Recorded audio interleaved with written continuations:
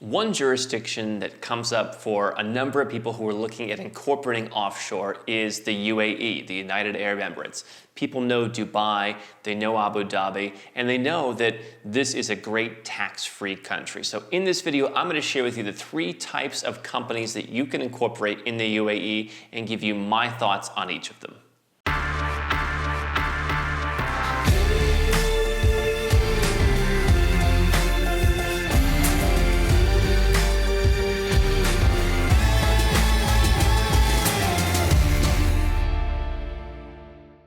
I'm Andrew Henderson. Now, if you've watched any of my videos, you know that there's a bit more nuance to the offshore world than simply saying zero tax. You have countries that offer zero tax that are more complex and more confusing, and in the case of the UAE, even more expensive. You have other countries that have tax systems, but there are certain carve-outs, there are certain exemptions you can take advantage of. So it's not as simple as just going and saying which country has a headline 0% tax rate. In fact, I think as the world goes on, the headline 0% tax rate is not only going to be challenged in the case of a lot of countries, possibly not the UAE, but you're going to see more and more people frowning on that. So if I'm looking to future-proof someone's plan, I might take that into consideration. But that said, the UAE does offer a lot of advantages depending on who you are and what your business is. And the UAE has 3 different types of companies that you can set up. A lot of people get confused because there are differences between each of them.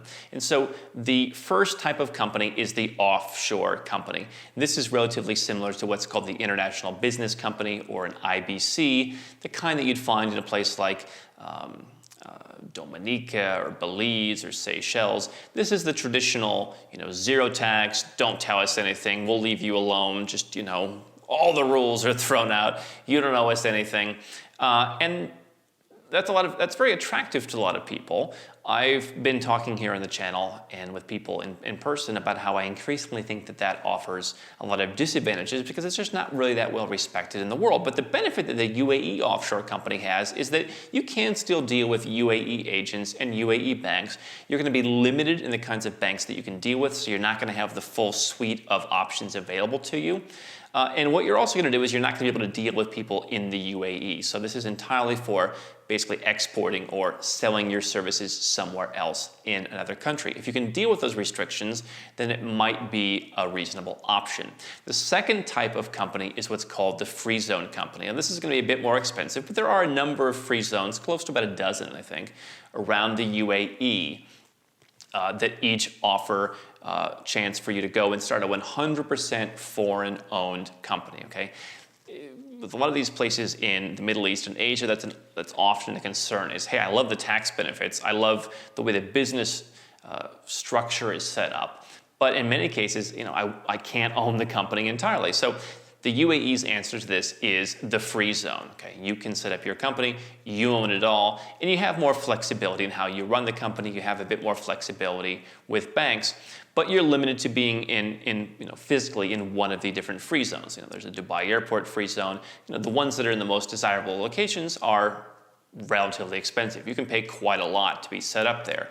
There are some other free zones like, one people have heard of a lot is Ras Al Khaimah, RAK. There are others that are even further out, on the border, out in the desert, and those are, some of the cheaper ones.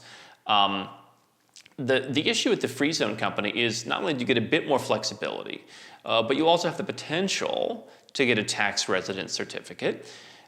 You also have the potential to get other benefits from this, and you have the potential to get a residence permit. Okay, now there are certain rules to keep your residence permit active. You don't have to be there all the time, but you do need to check in a couple of times a year to keep that residence permit active. I do have a few friends who have done it, and they say it's becoming increasingly, a bit nitpicky. That's their opinion, not one that I can comment on from personal experience. But the option is residence. That said, the downside is you need to have some kind of office. Now, some of the free zones are coming up with creative ways to lower the cost of having this shared office for at least the first couple of years. But if you want to avail of all the benefits of the free zone company, you will need to go and have some kind of hot desk at a minimum. And so generally you're looking at somewhere in the 5 figures to get that set up. So if you're looking at an ultra cheap, residence, ultra cheap offshore solution, it's probably not the best idea. On the flip side, the benefit is if you like the idea of living in the UAE at least part of the time, you can get a lot of tax benefits there, and that could be something worth considering. The third type of company is the traditional onshore company, civil company. And so this is something that most people aren't going to do. Most expats favor a free zone company, but if you really want to be, totally ingratiated, obviously there's a lot of other, UAE laws you need to deal with, and you're going to have a lot more complexities with with this totally onshore company. But you can have your office wherever you want. You can be based wherever you want.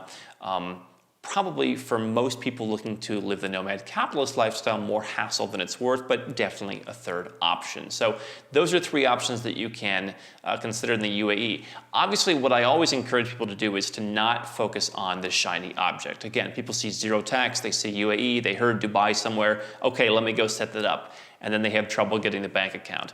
And then they have trouble getting the merchant account. And then they just kind of never get it fully figured out. And so I think it's worth stepping back, as always, and looking at what is it that you want to accomplish? What is your desired end result? Working backwards. Possibly the UAE fits into that plan. We've helped a couple people do the UAE residence program because they liked the idea of living in Dubai. It's a very expat-friendly place. You have everything at your fingertips.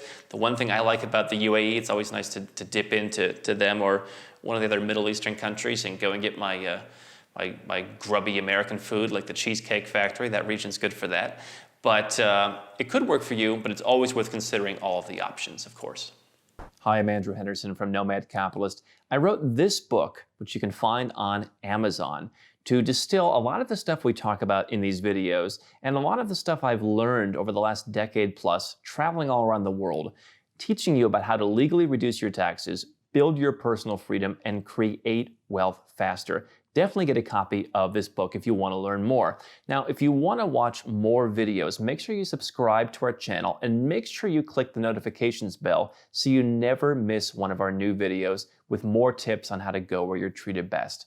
And if you're already a 6- or 7-figure entrepreneur and you'd like to put these strategies in place for yourself, go to nomadcapitalist.com and learn about how I can help you.